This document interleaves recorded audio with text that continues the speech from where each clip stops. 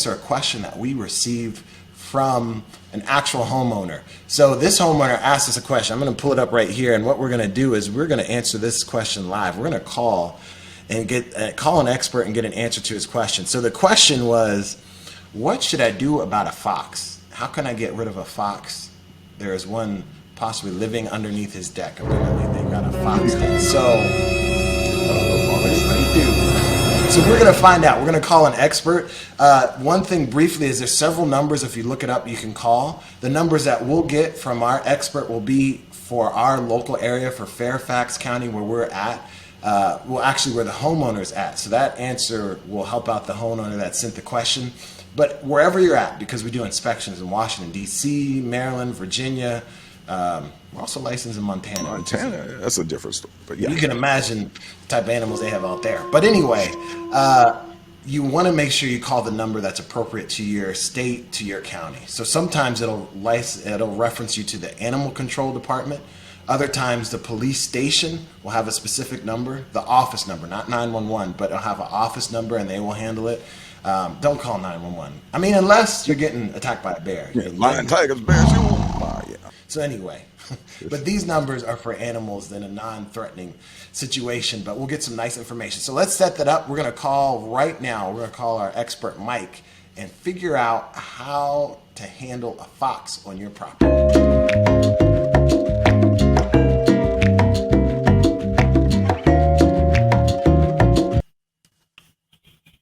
Okay, my name is Mike Fees. I'm the fur bear project leader for the Department of Wildlife Resources. Fur bears are the animals that generally have some kind of commercial fur value, everything from weasels all the way up to coyotes and everything in between. And it works statewide. Oh, man, nice. Weasels? Awesome. Weasels have fur value. I did not know that. How about that?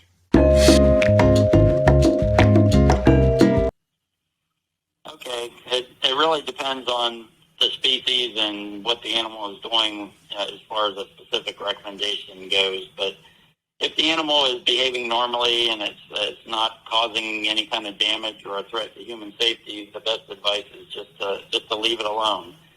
Don't try to approach the animal. Let it go about its business. However, if the animal appears sick or injured or is causing some type of a human-wildlife conflict issue, then I'd recommend that they contact our wildlife conflict helpline, which is a special number set up for these kind of situations. And that number is 855-571-9003. And the folks at the helpline, they can provide technical assistance advice, and they can also refer you to a nuisance wildlife trapper if it comes to that. There's also a bunch of information resources available on our website, which is www.virginiawildlife.gov. And there's also a trapper finder tool on that website that helps homeowners locate a nuisance wildlife trapper if that becomes necessary. Oh, excellent. Now, that was thorough. That was all the information they needed. That's perfect. Generally the same. There are some specific things that we could mention with regard to foxes. Again, do not approach. If the animal is not acting very afraid of you, you could make loud noises, bang pots and pans, or use some other type of noise-making device. And don't make them feel welcome for sure. Just try to scare them away. And probably most importantly, make sure that you're not feeding the foxes, whether it's intentionally or unintentionally. Some specific recommendations are not to leave pet food outside, so feed your pets indoors. Areas where people feed a lot of feral cats or free-roaming cats outside, they often result in nuisance wildlife issues. Keep your trash secured. Don't allow them access to that. Remove your bird feeders. Most people wouldn't think of bird feeders as attracting a fox, and it's not so much that they're after the seed, but they're after the animals that are attracted to the seed. For example, some of the small rodents and the squirrels and things like that that come to the bird feeders. And not only for yourself, but educate your neighbors, and if you know your neighbors are feeding wildlife, ask them to stop. And as far as keeping them from denning on your property, you want to close up openings around your buildings and sheds and crawl spaces, and try to prevent giving wildlife the opportunity to den, or foxes in particular, under your buildings. If you have chickens or rabbit pens, something like that, you can make sure that you install some fox-proof fencing around those areas to prevent foxes from getting in there. If you already have a den under your building and you didn't know they were there until all of a sudden you see them going in and out, or you see young foxes coming out, you have to make the decision about whether or not you can live with that until they move away on their own after the pups become large enough. If you can't, you can try to get them to relocate, and one way you can get them to relocate, or try to anyway, is with bright lights and loud music. Sometimes just putting a strong flashlight at the den entrance and leaving it there, or radio playing music. That may be enough disturbance to get the fox to try to move the pups elsewhere. If they refuse to leave and you can't live with it, then you should call that wildlife conflict helpline that I mentioned, and it may come down then to actually having to trap the foxes. And keep in mind that they will not be taken and relocated elsewhere, and it's illegal in the state of Virginia to trap and relocate an animal to another area.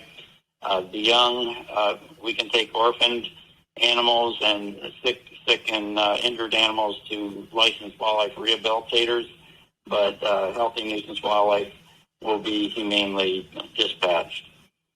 So those are your main options for foxes. Yeah, that was an abundance. That's good information. So if they're in your area, have a house party and turn up the music and the lights. Try to get some rent. Maybe they'll pay rent. I don't know. Well, we can see you have experience, and so our last question is, what is the most interesting animal you have received a call for? I'd say the most interesting happened more than 30 years ago now. I've worked for the department for 38 years, and this was probably just a few years into my career. But we received a call about a mountain lion that was harassing some cattle, and I went out to investigate, fully thinking that there would not be a mountain lion there, because we haven't had a report of a wild mountain lion in Virginia, confirmed one since 1882. So I didn't know what I was getting into. It was during the Christmas holidays. I was kind of aggravated that I even had to respond. I had to find a babysitter for my son and leave the house. I was off that day. But anyway, I got there and kind of traipsed up to the place where they said that this animal was under the deck. And I shined my flashlight under the deck, and sure enough, there was a mountain lion sitting there looking at me, which I couldn't hardly believe myself. But anyway, it turned out, long story short, it turned out to be an escaped captive from a facility close by. We were able to dart that animal, which was one of two animals that had escaped. We caught the other one that evening around a turkey farm, but we were able to dart that animal and get it back to its owner, both animals actually, over the period of the next 24 hours. But that was the most strange call I think I've received. Oh man, that's a lot. At least you got a call and it was worth it. It was actually there. So we appreciate, Mike. We appreciate your expertise, the thorough answer to that question. We know our listeners will appreciate it too, and we thank you for your time too, because we know you're busy. The animals don't stop. So who you do, we appreciate that. Thank you so much, Mike.